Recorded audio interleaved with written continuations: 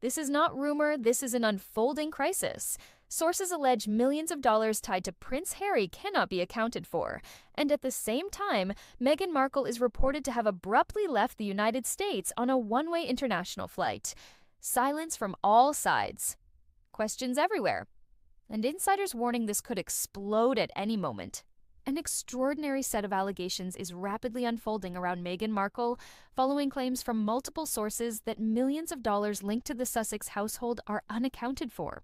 Claims that surfaced just as the Duchess of Sussex allegedly left the United States on a sudden one-way international flight.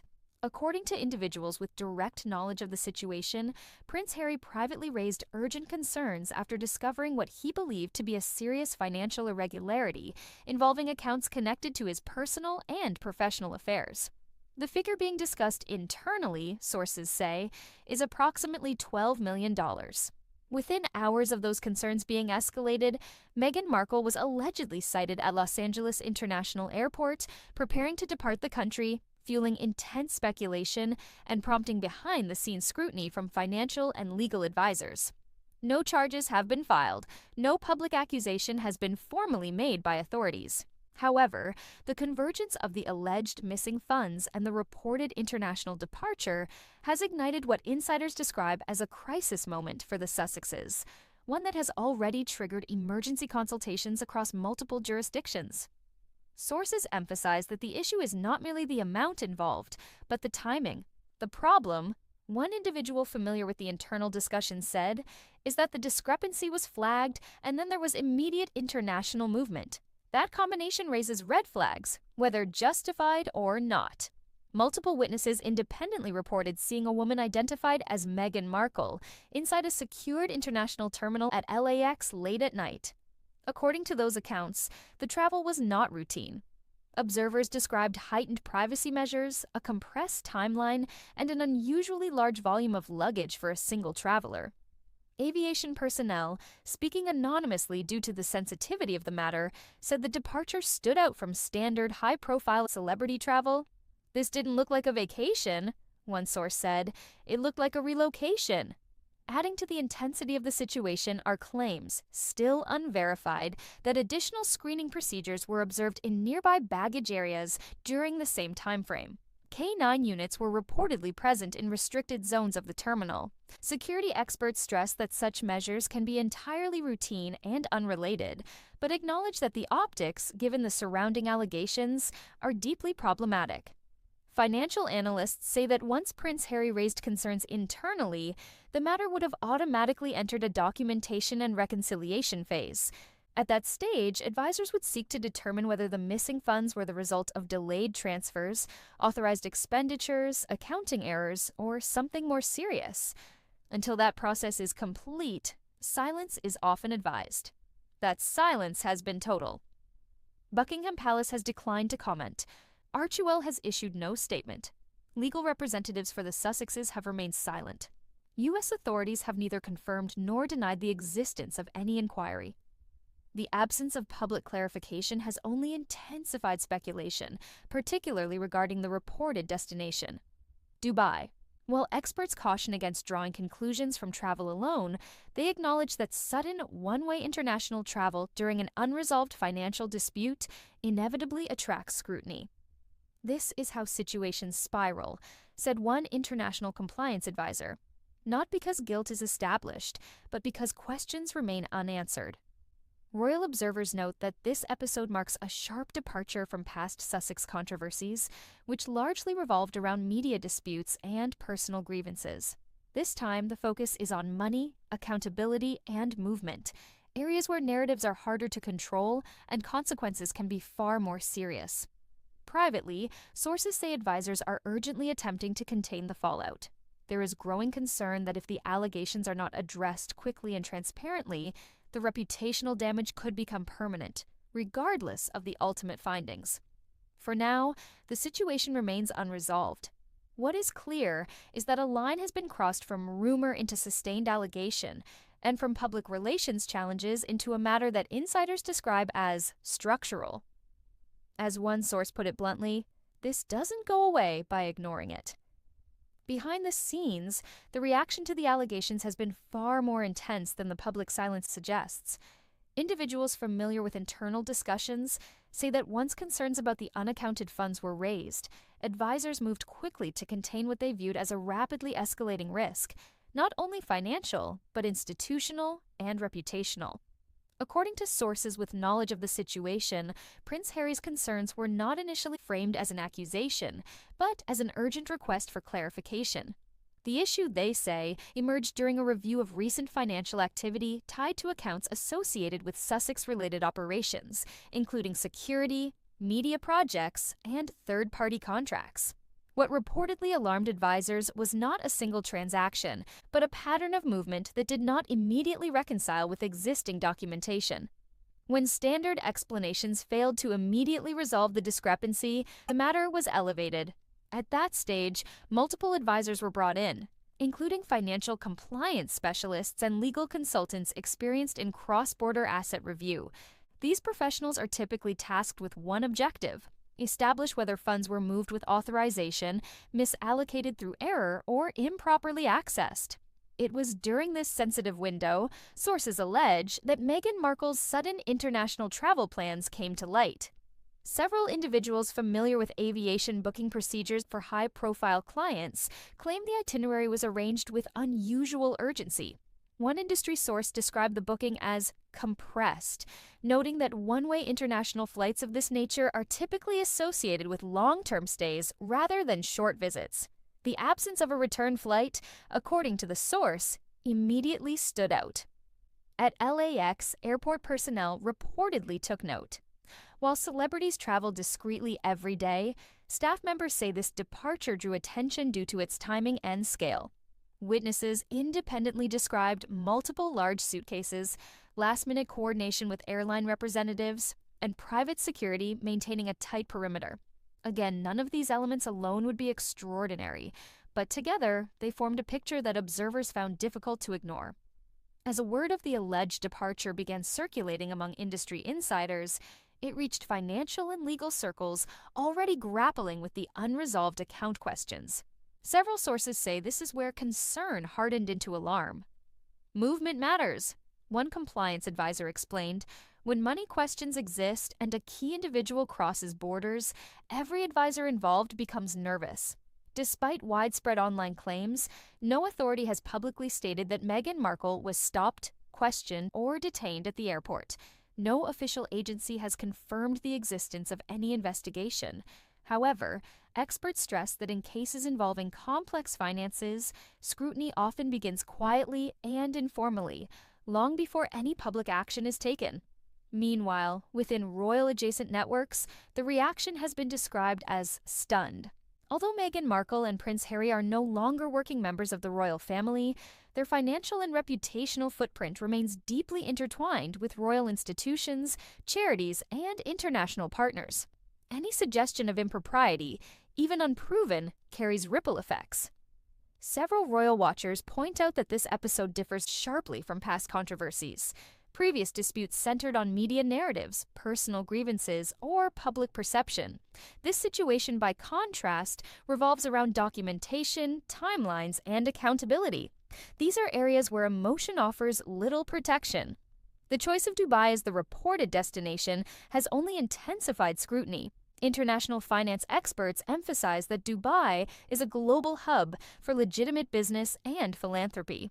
Nevertheless, they acknowledge that it is also a jurisdiction that draws heightened attention during periods of financial uncertainty, particularly when large sums and cross-border accounts are involved.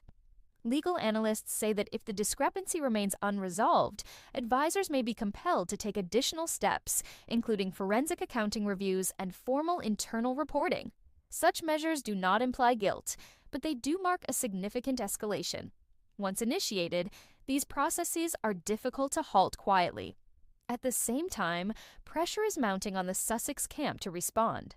Crisis management specialists note that silence, while sometimes strategically sound, becomes increasingly risky as allegations harden in the public consciousness. There comes a point, one consultant said, where saying nothing causes more damage than saying something imperfect. Inside media organizations, editors continue to debate whether and when to move beyond cautious reporting. Several outlets are said to be waiting for confirmation of one key element: whether the alleged financial discrepancy has been formally documented. If so, the story could shift overnight from speculative to unavoidable. As of now, all parties remain silent, but sources close to the situation warn that this phase cannot last indefinitely. Financial questions demand answers, and unanswered questions invite escalation. What happens next may depend on whether the funds in question can be promptly accounted for, and whether Meghan Markle's reported travel proves to be routine or something more consequential. Either way, advisors privately concede that the situation has reached a critical juncture. This is the moment, one source said, where things either get cleared up quickly or they spiral. And with each passing hour without clarification, the pressure continues to build. As the situation edges closer to what advisors privately describe as a point of no return, attention has shifted to what happens if the financial questions remain unresolved. According to individuals familiar with high-level compliance procedures, unresolved discrepancies of this magnitude do not simply fade away. They trigger processes that are methodical, documentation-heavy, and, once initiated, extremely difficult to contain. Sources say the first internal step, already underway according to those briefed, is a comprehensive reconciliation of recent transactions. This involves reconstructing timelines, reviewing authorizations, and determining who had access to which accounts at specific moments. The goal at this stage is not to assign blame, but to establish facts. However, advisors acknowledge that once a discrepancy cannot be reconciled internally, escalation becomes unavoidable. That escalation can take several forms. One pathway involves external forensic accountants, whose role is to independently verify findings and assess whether irregularities stem from error, miscommunication, or unauthorized activity. Another pathway involves legal counsel advising on disclosure obligations, particularly if any accounts intersect with corporate entities, charitable organizations, or contractual partners. Insiders stress that the involvement of third parties dramatically raises the stakes. At that point, the matter extends beyond personal finances and into institutional responsibility. Several sources say this is precisely why advisors are pushing for rapid clarification before additional parties are pulled into the review. Amid this pressure, Meghan Markle's reported absence from the United States has taken on heightened significance. While no official confirmation of her location has been issued, multiple individuals with knowledge of the situation say her sudden departure complicated efforts to quickly resolve outstanding questions. In sensitive financial reviews, proximity matters. Access to documents, devices, and direct communication can significantly accelerate resolution. Distance slows everything down. Legal analysts say this is one reason international movement during unresolved financial disputes often attracts attention. It doesn't prove anything, one analyst noted, but it changes the mechanics of how issues get resolved, and that alone raises concern. Within royal-adjacent circles, there is growing anxiety about collateral damage. Even though the Sussexes operate independently of the monarchy, their public identity remains inseparable from the institution they left behind. Any sustained allegation involving finances risks casting a shadow over charities, partners, and initiatives that have no direct connection to the dispute itself. Several senior figures familiar with royal crisis management say they are watching developments closely. While Buckingham Palace has no formal role, reputational spillover is a constant concern. One former palace aide described the situation as radioactive, explaining that even unfounded claims can inflict long-term harm if left unanswered. Meanwhile, pressure is mounting for a public response. Crisis communication experts say there is a narrowing window in which a clear, documented explanation could still halt escalation. Once forensic reviews expand or external parties become involved, the narrative often slips out of the subject's control. Inside media organizations, preparations are quietly being made. Editors and legal teams are reportedly drafting contingency coverage, ready to move quickly if confirmation emerges that the financial discrepancy has been formally logged or that additional steps have been taken behind the scenes. Several journalists describe the atmosphere as tense, noting that few want to be first, but no one wants to be last. digital speculation continues to race ahead of verified reporting, blurring the line between allegation and assumption. Media ethicists warn that this environment creates a dangerous feedback loop, where silence fuels rumor and rumor increases pressure for action. For Prince Harry, sources say the moment is deeply personal.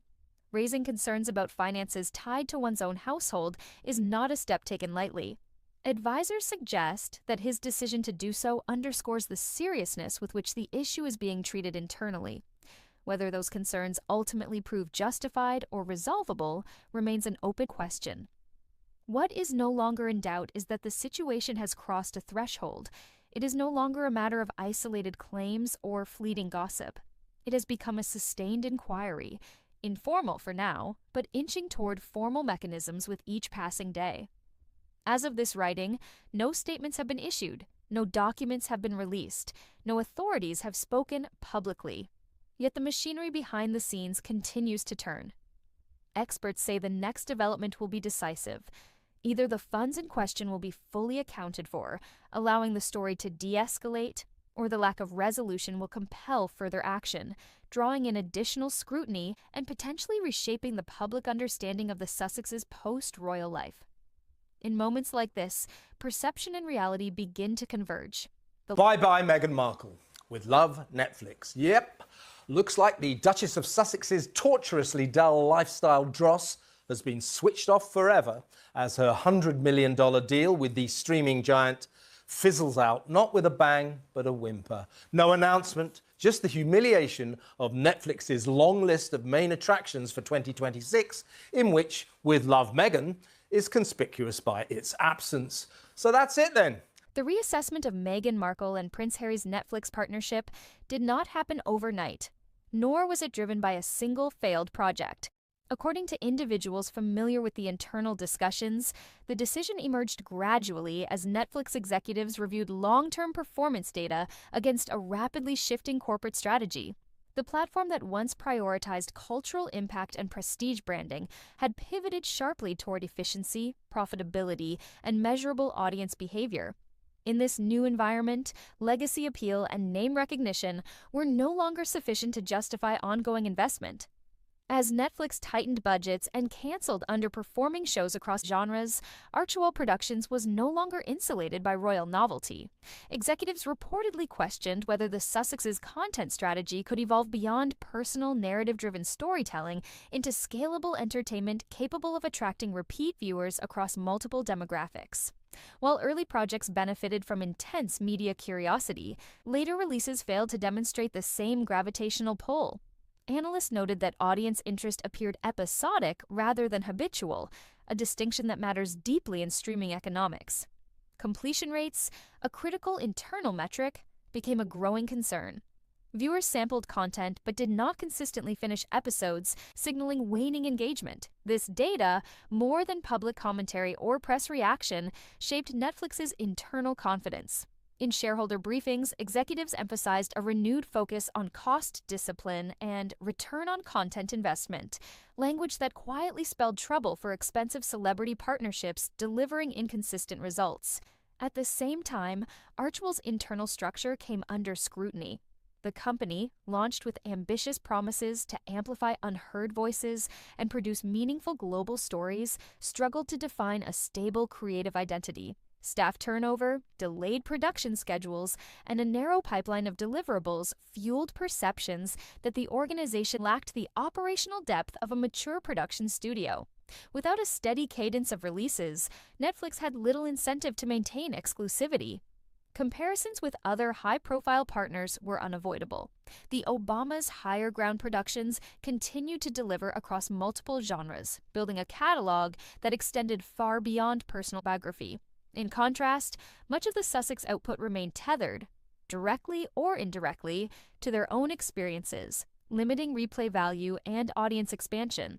Internally, this reinforced doubts about long-term scalability. Publicly, the restructuring of the deal was framed as a natural evolution. Privately, commentators and industry insiders interpreted it as a decisive downgrade. The shift from guaranteed exclusivity to a first-look arrangement fundamentally altered the power dynamic. Netflix was no longer betting on the Sussex brand, it was hedging against it. This change reverberated beyond Hollywood. Media figures like Kevin O'Sullivan seized on the moment as evidence that celebrity activism and media influence are not interchangeable with entertainment success.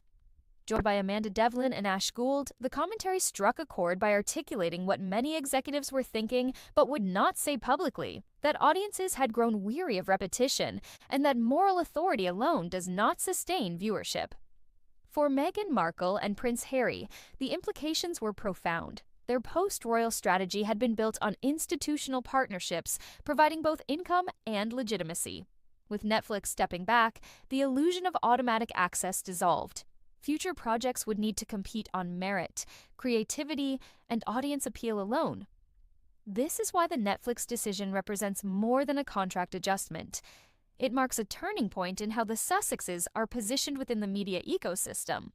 Once treated as disruptors reshaping the boundaries between royalty and entertainment, they now find themselves subject to the same unforgiving metrics as every other producer. The system no longer bends for symbolism.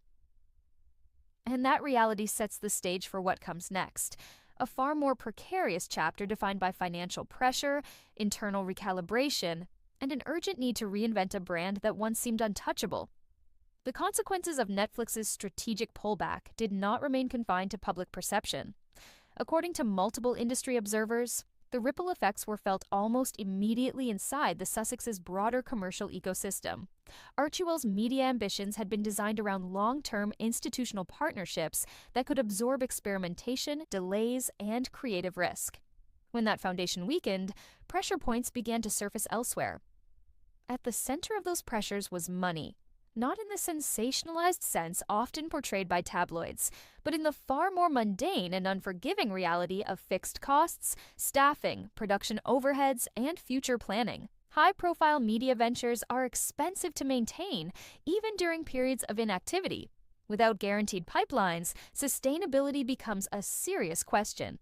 Sources familiar with celebrity production companies note that exclusivity deals serve a crucial function beyond prestige. They provide predictability. When that predictability disappears, every department feels it. Development slows. Hiring becomes cautious. Long-term commitments are reconsidered. The Sussexes' situation, analysts suggest, fits this pattern precisely. Compounding the issue was the broader recalibration of the Sussex brand itself. In the years following their departure from royal duties, Meghan Markle and Prince Harry positioned themselves as moral voices operating outside traditional power structures. This identity resonated strongly at first, particularly in the United States, where narratives of independence and reinvention carry cultural weight. But branding experts now argue that the message struggled to evolve. As time passed, the public conversation surrounding the couple became increasingly polarized. Supporters remained loyal, but critics grew louder and more organized. More importantly, for media executives, the middle ground, the casual, apolitical audience that drives mass viewership, began to drift away. Audience research reportedly showed declining enthusiasm among viewers who once tuned in out of curiosity, but no longer felt compelled to engage. This shift is critical. Streaming platforms are not driven by loyalty alone. They depend on breadth. A devoted niche audience can sustain a podcast or a book deal, but it rarely justifies large-scale production budgets. Netflix's internal calculus, according to analysts, reflected this reality. Financial analysts also point to a strategic misalignment. While the Sussexes emphasized purpose-driven storytelling, Netflix's corporate priorities moved toward escapism, serialized drama, and repeatable formats that encourage binge behavior. This divergence made collaboration increasingly awkward. Even well-intentioned projects struggled to find a natural home within the platform's evolving content strategy. The situation was further complicated by external scrutiny. Every Archewell project carried an outsized level of media attention, amplifying both successes and shortcomings. Where other producers might quietly underperform and recalibrate, the Sussexes' efforts unfolded under a microscope. This environment left little room for trial and error. It is within this context that commentators like Kevin O'Sullivan framed the Netflix shift as a referendum on relevance. His critique, echoed by Amanda Devlin and Ash Gould, was less about personal animus and more about cultural timing. They argued that Meghan and Harry had entered Hollywood during a brief window when celebrity confessionals dominated public discourse, and that window had since closed. Whether one agrees with that assessment or not, it aligns closely with broader industry trends. Audiences have grown more selective. Authenticity alone no longer guarantees engagement. Viewers demand novelty, narrative tension, and entertainment value that transcends real-world controversies. Internally, this reality forced difficult conversations. Insiders suggest that Archewell faced growing pressure to redefine its mission, broaden its creative scope, and distance future projects from the couple's personal narrative. Yet doing so risks diluting the very identity that initially attracted partners and audiences. This tension between reinvention and recognition now defines the Sussexes' post-Netflix chapter. They must prove that their appeal extends beyond their story, beyond their grievances, and beyond their symbolism. Hollywood, once eager to embrace the experiment, is waiting to see whether the experiment can evolve. Meanwhile, public discourse continues to harden. Each new development is interpreted as confirmation by critics or misrepresentation by supporters. The space for nuance has narrowed. In such an environment, even neutral business decisions are recast as moral judgments or personal failures. What remains undeniable is that the margin for error has vanished. Without guaranteed backing, every pitch carries higher stakes. Every release must justify itself, not only creatively, but commercially. The Sussexes are no longer insulated by novelty or royal intrigue. They are operating in a marketplace that rewards performance and punishes stagnation. This is the true weight of the Netflix moment. It is not about rejection, nor humiliation, nor even loss. It is about transition, from protected prominence to competitive exposure. And that transition, more than any headline, explains why observers describe this period as a crisis. Because crises are not defined by collapse alone. They are defined by uncertainty. And uncertainty is where Meghan Markle and Prince Harry now find themselves, navigating an industry that no longer treats them as exceptions. That uncertainty sets the stage for the final chapter, where strategic choices, financial realities, and public trust converge, and where the Sussex brand faces its most consequential test yet. The final phase of this unfolding story is not defined by contracts or commentators, but by consequence. By the time Netflix's recalibration became publicly apparent, Meghan Markle and Prince Harry were already confronting a deeper challenge: the erosion of strategic clarity. For years, their post-royal trajectory followed a simple logic: exchange institutional privilege for independent influence, and convert that influence into sustainable cultural power. The Netflix deal was the cornerstone of that vision. Its weakening exposed how much of the structure depended upon it. As industry observers note, the Sussexes' position now sits at an uncomfortable intersection. They remain globally recognizable, yet their capacity to command unconditional backing has diminished.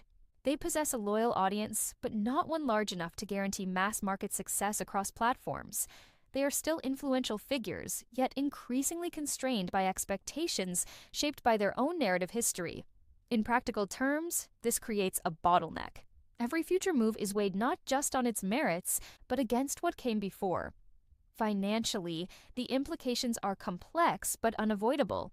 High-profile lifestyles, security requirements, staffing, and production infrastructure demand consistent revenue streams. While the Sussexes are far from destitution, the era of open-ended premium media guarantees appears to be closing. Analysts emphasize that this does not signify failure, but it does require recalibration. The model must change, from reliance on singular blockbuster partnerships to diversified performance-based ventures. This reality has prompted speculation about possible pivots. Some industry figures suggest a move towards smaller, lower-risk projects that can rebuild credibility through consistency rather than spectacle. Others point to potential collaborations outside traditional streaming giants, educational platforms, international broadcasters, or independent production models that prioritize control over scale. Each option carries trade-offs, particularly for a brand built on visibility and impact. Public trust also plays a decisive role.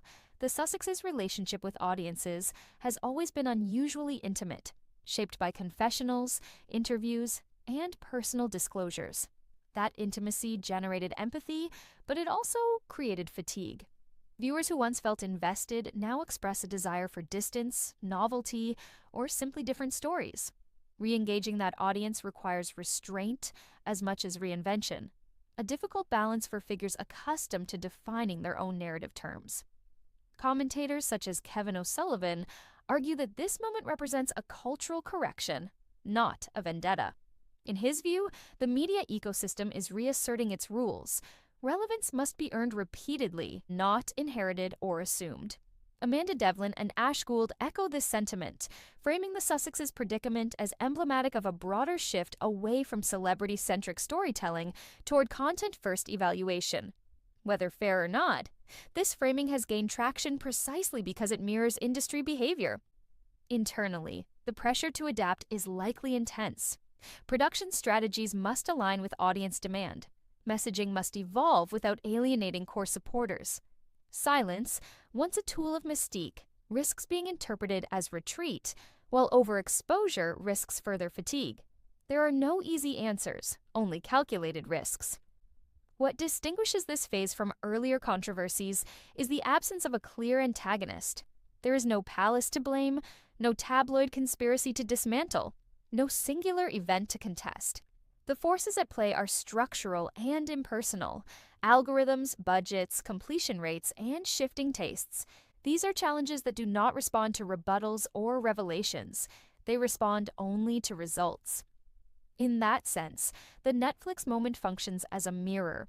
It reflects back the limits of influence when separated from institutional power and tests whether a brand built on personal truth can translate into durable entertainment value.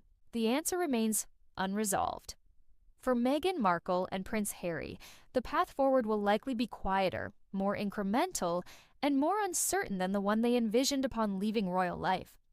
But it is not foreclosed. Reinvention remains possible if expectations are reset, if storytelling broadens, and if performance replaces symbolism as the primary currency.